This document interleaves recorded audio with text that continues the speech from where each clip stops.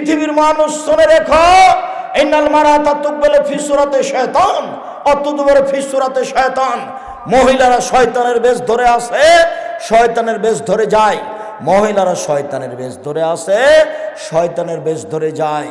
মহিলারা শয়তানের বেশ ধরে আসে, শয়তানের বেশ ধরে যায়। উপস্থিত বৈঠকের মুসলিম বোন, মন খারাপ করবেন না, আমি আপনার সাথে আছি। রাসূলের সান্ত্বনামূলক কথা আপনাকে আমি বলবো, আপনি একটু ধৈর্য ধারণ করুন 1 মিনিট।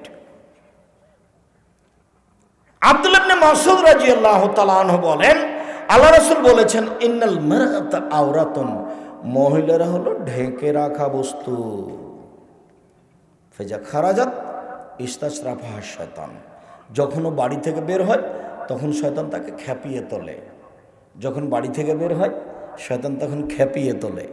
ও তখন দেখবেন কেন জানি এলোমেলো করে, রাস্তার একবার ডান দিকে যায়, একবার বাম দিকে যায়, কেন জানি আনছান আনছান করে, একবার ডান দিকে যায়, একবার বাম দিকে যায়, একবার হাত নাড়ে, একবার চুল নাড়ে, একবার মুখ ভাঁজ করে কথা বলে, কত যে কি করে।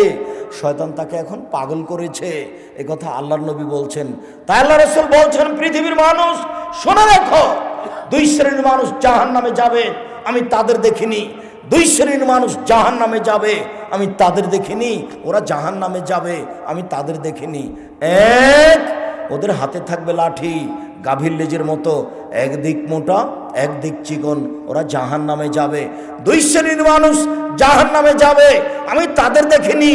1 শ্রেণীর মানুষ, তাদের হাতে থাকবে লাঠি, গাভীর লেজের মতো, একদিক মোটা একদিক চিকন, এ দিয়ে তারা মানুষকে মারবে, এরা জাহান্নামে যাবে। 2, নিসাউন, মহিলা, কাশিয়াতুন, কাপড় পরে থাকে, আর ইয়াতুন, উলঙ্গ। আমি এ কথা বলিনি, এ কথা মুহাম্মদ সাল্লাল্লাহু আলাইহি ওয়াসাল্লাম বলেন।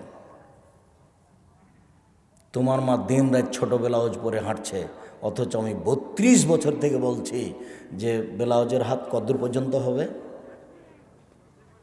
কবজি পর্যন্ত। 32 বছর থেকে বলছি। আর নিচের দিক কত দূরে যাবে? কোমরের নিচে চলে যাবে। 1.5 গজ লাগবে ব্লাউজ তৈরি করতে।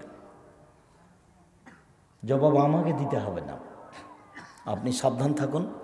নিসাউন, মহিলা, কাশিয়াতুন, কাপড় পরে থাকে, আর ইয়াতুন, উলঙ্গ, মুমিলাতুন, নিজের দিকে আকৃষ্ট করে মানুষকে, মাইলাতুন, নিজেরা আকৃষ্ট হয় পুরুষের দিকে, কেন জানি কেমন কেমন করে, আনছান আনছান করে। রাস্তায় চললে দেখা যায় ওকে শয়তান ধরেছে, কেন জানি কেমন কেমন করে। লায়াত খুল্লাল জান্নাহ, এরা জান্নাতে যাবে না, জান্নাতে তো যাবে না, যাবেই না, জান্নাতে তো যাবে না, যাবেই না। ওলা ইয়াজিদনা রিহাহা, এরা জান্নাতের গন্ধ পাবে না, যে জান্নাতের গন্ধ 1 বছরের দূরত্ব পথ থেকে পাওয়া যায়। বুখারী, মুসলিম। সম্মানিত দিনী ভাই বোন, আপনাকে আমি অনুরোধ জানাচ্ছি, পরিবারের বিষয়ে আপনি খুব সাবধান সতর্ক হন। আরো জরুরি কথা, আব্দুল্লাহ ইবনে মাসউদ রাদিয়াল্লাহু তাআলা আনহু বলেন, লা তুবাসসিরুল মারাতাল মারাতা, এছাড়া এটা দেখো তো দেখি, এটা বুঝো কিনা, কোনো মহিলার গায়ে হাত লাগাতে পাবে না। কেন?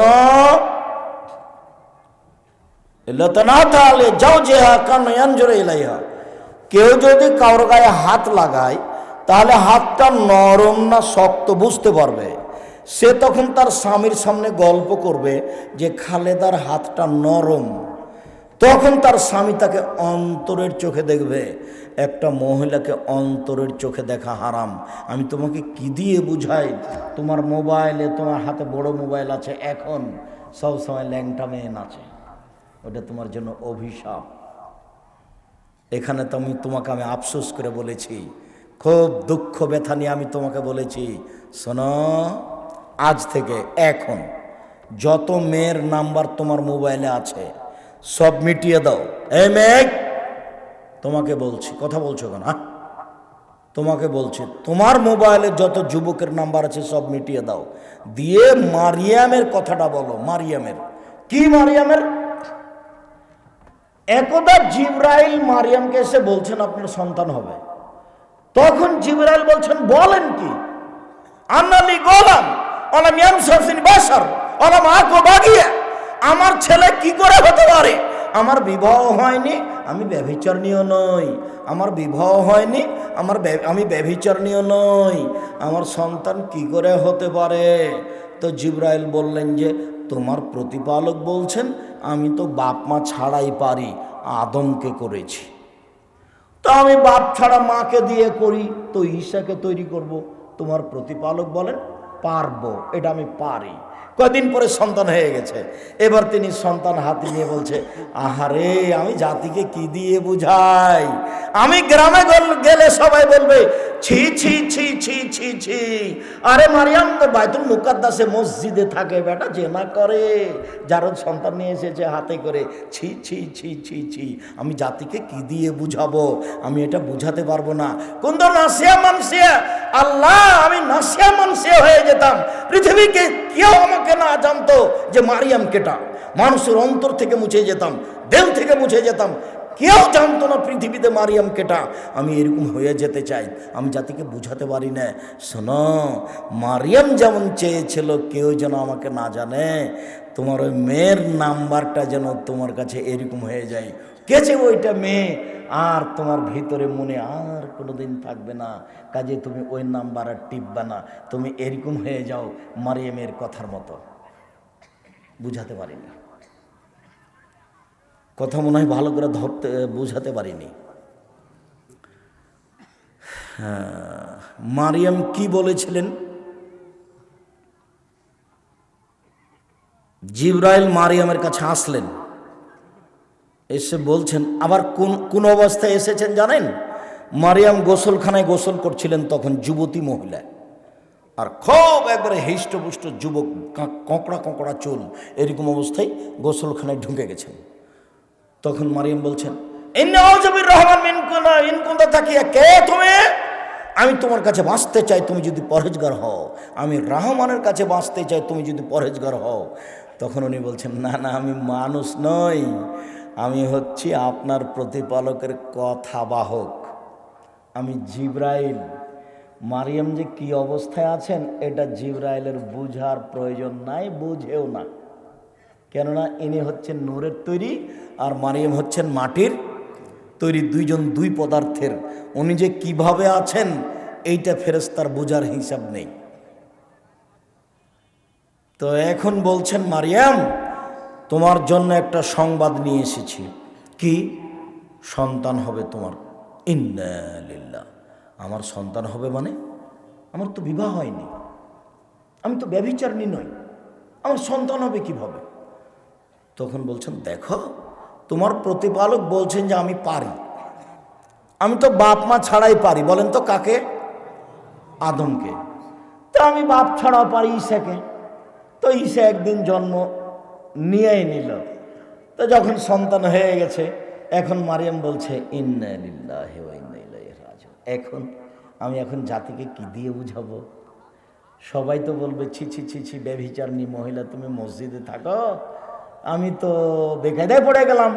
কোন তো নাসিয়া মানসিয়া, আল্লাহ আমি মানুষের অন্তর থেকে মুছে যেতাম, আমাকে কেউ না জানতো, সবাই ভুলে যেত, মারিয়াম কেউ নাই।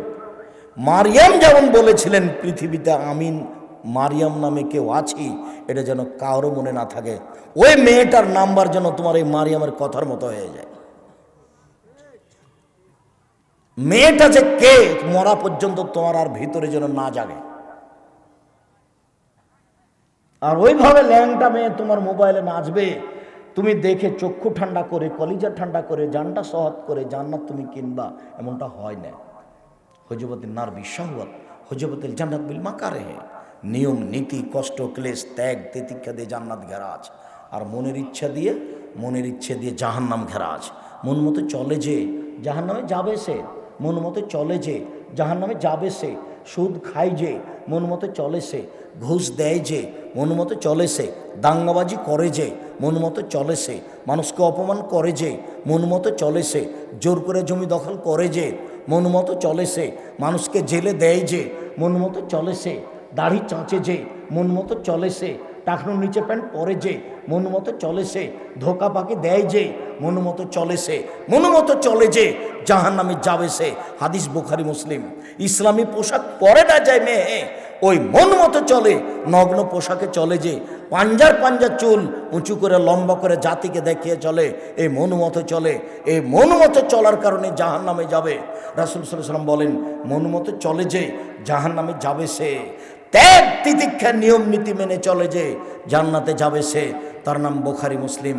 সম্মানিত দিনী বোন, 1 মিনিট আপনার কথা একটু বলে নি, আপনি মনে কিছু নিয়েন না। আব্দুর রাজ্জাক সাহেব, সাদ করে আপনার বক্তব্য শুনতে এসেছি। আপনি আমাদেরকে একবারে নিচে নামাতে নামাতে নামাতে একবারে শয়তান করে ছাড়লেন। তো আমি আপনাকে শয়তান করে ছাড়িনি।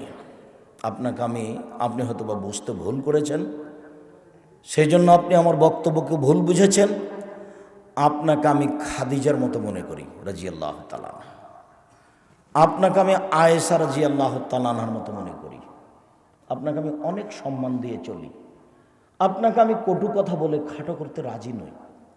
আপনি 1 মিনিট দেখবেন আয়েশাকে, খাদিজাকে দেখবেন 1 মিনিট। এদিকে দেখেন, এই মেয়ে কথা বলছো কেন? উপস্থিত বৈঠকের মুসলিম বোন একটু খেয়াল করেন, এই যে খাদিজাকে দেখেন, দেখেন তো একটু খাদিজা রাদিয়াল্লাহু তাআলা আনহাকে। আবু হুরায়রা রাদিয়াল্লাহু তাআলা আনহু বলেন, জিবরাইল নবীর কাছে আসলেন, নবীর কাছে এসে বলছেন, হাজিহি খাদিজা, এই যে খাদিজা, ওর হাতে একটা বাটি আছে, ওতে আছে তরকারি, ওতে আছে খাদ্য, ওতে আছে তরকারি, ওতে আছে খাদ্য।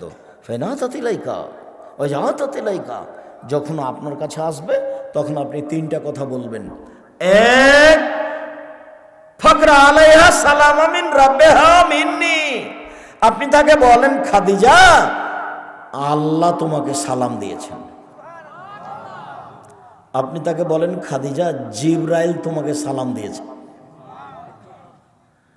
আপনি তাকে বলেন, খাদিজা তোমার জন্য জান্নাতে একটা ঘর বানানো হয়েছে হীরা মুক্তা মাণিক্য দিয়ে, যাতে কোনো হইচই নেই, যাতে কোনো কষ্ট ক্লেশ নেই। বুখারী মুসলিম। আপনাকে আমি খাদিজার মতো মনে করি। শয়তান তো তাকে বললাম যে আপনার পাশে দেখেন, আপনার পাশে পেট দেখা যাচ্ছে, এ হলো শয়তান।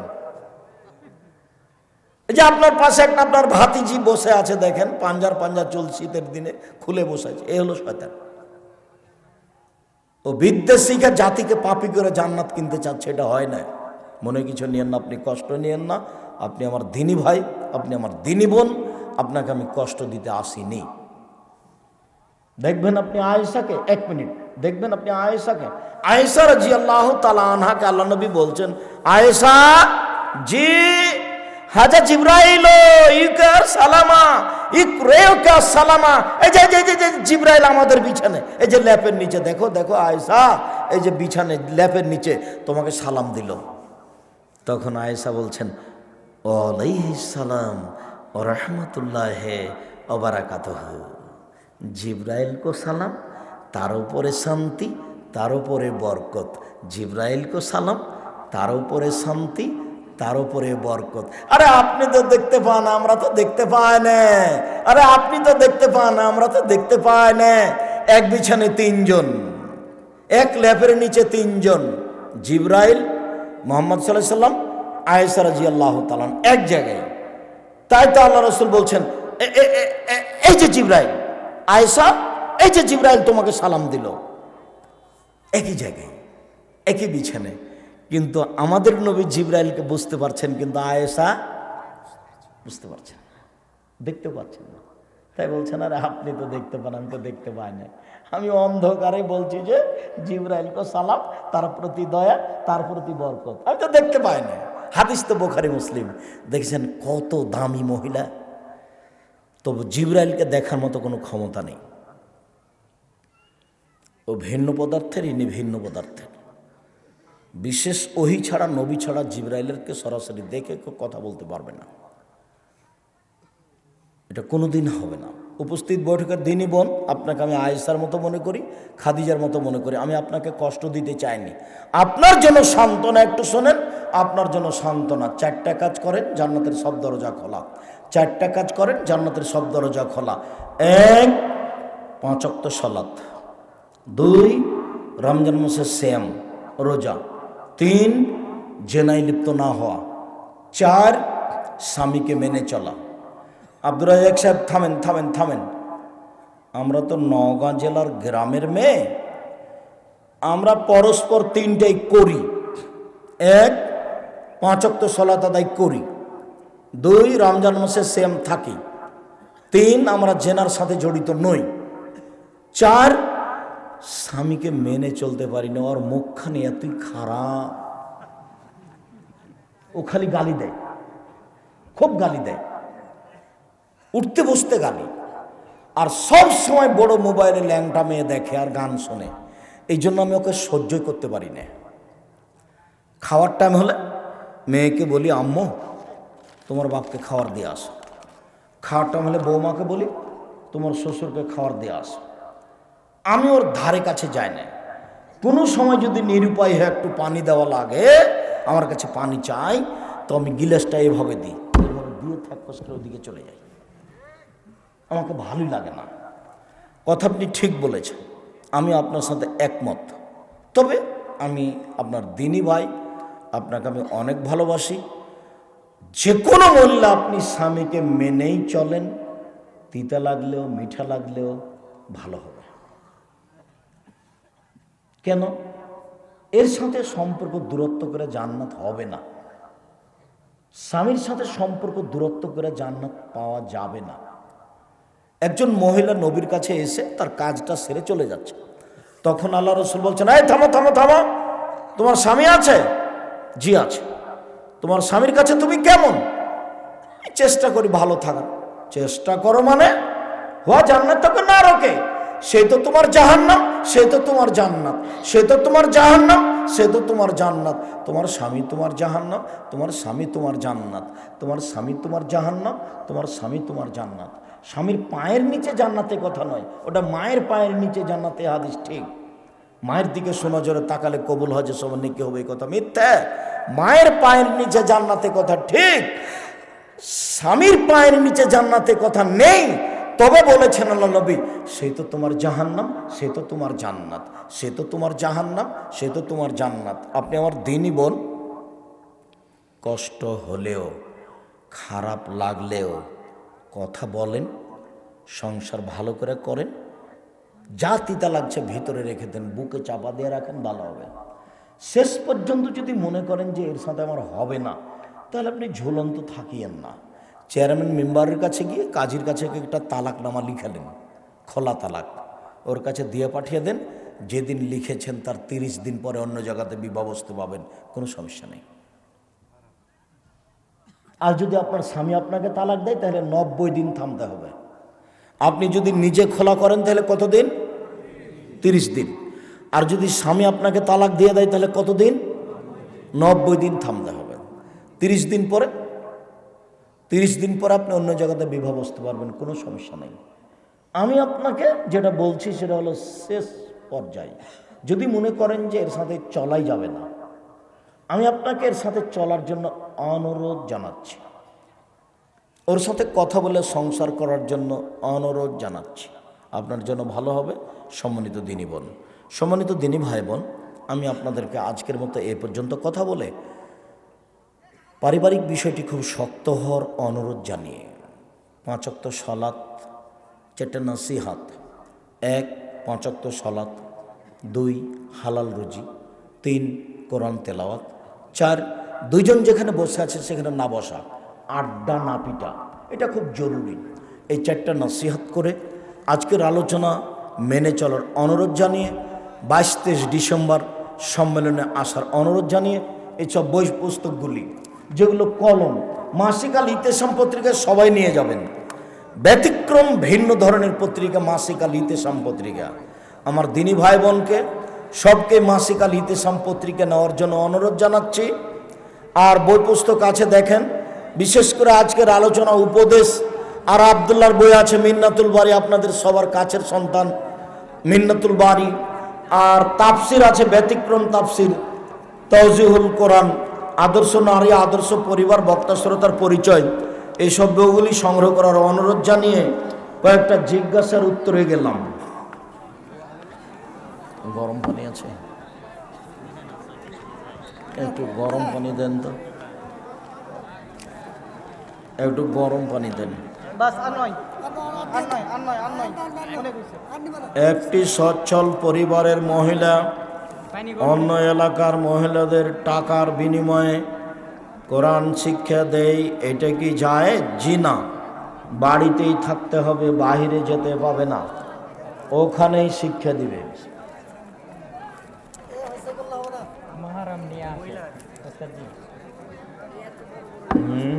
মাহারাম নিয়ে আসে, তবু এভাবে এলাকায় না যাওয়াই ভালো হবে, এক জায়গা থেকে আর এক জায়গা।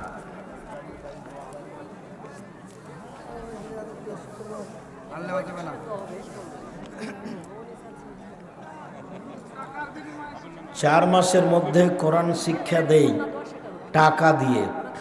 এই সময়ের মধ্যে কেউ শিখতে পারে এবং পারে না, এতে শিক্ষকের কোনো দায়ভার নেই, এটা কি সঠিক? আসলে এইভাবে শিক্ষা অর্জন না করাই ভালো, কিন্তু 4 মাসে শিক্ষা দিতে পারলো না, এটা চুক্তি আছে টাকাতে, আপনি এটা করতে পারেন, কিন্তু এখন কতটুকু পর্দা হচ্ছে না হচ্ছে সেটা ভাববার বিষয়। যে চুক্তি হয়েছে এতে কোনো সমস্যা নেই।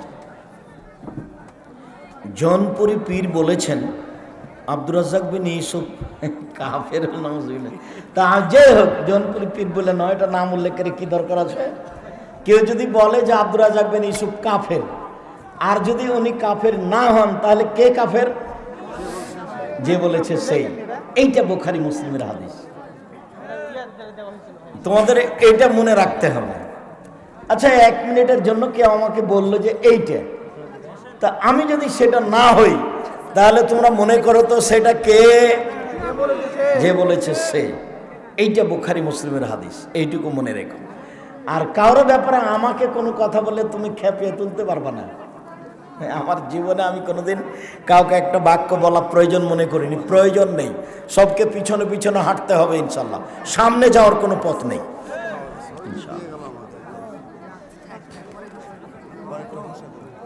কোন মসজিদের পশ্চিম পার্শ্বের দেওয়ালের পর কবরস্থান থাকলে সেই মসজিদে সালাত আদায় করা যাবে কি? তাহলে কবরস্থান এবং মসজিদের দেওয়ালের মাঝার একটা প্রাচীর হতে হবে, নইলে এই মসজিদে সালাত হবে না।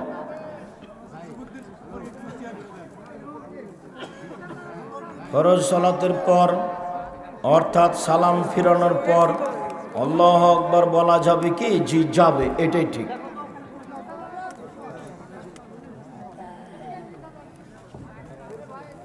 আপনার সালাফি কনফারেন্স এ সংগঠনের অনেক বড় বড় আলেমকে দাওয়াত দেওয়া হয় না, এর কারণটা কি? আমিও দিচ্ছি, তুমিও দাও, আর নাহলে তুমি জিম্মেদারি দিন। তুমি না জেনে যদি এটা বলো তাহলে তো অপবাদ হয়ে যাবে।